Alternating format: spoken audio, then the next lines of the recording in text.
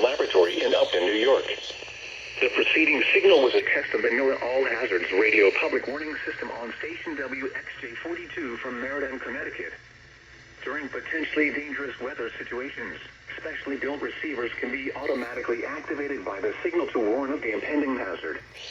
Tests of the signal and receiver performance are normally conducted by the National Weather Service at 11 a.m. each Wednesday. If there is a threat of severe weather, the test will be postponed to the next available good weather day. Reception of this broadcast, and especially the warning alarm, will vary at any given location.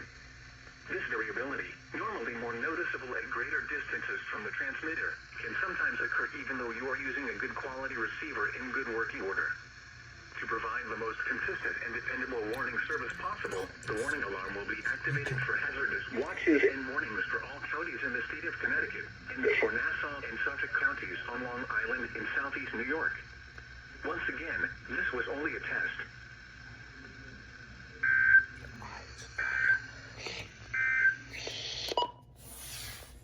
That was a new addition to the lineup, and it's successfully activated on channel 1 today. This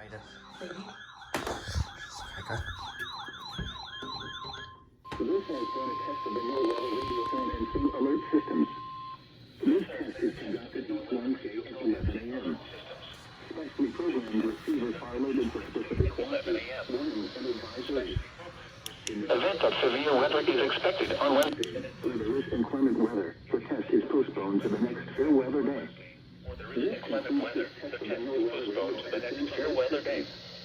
This concludes this test of the NOAA weather radio and SIM alert.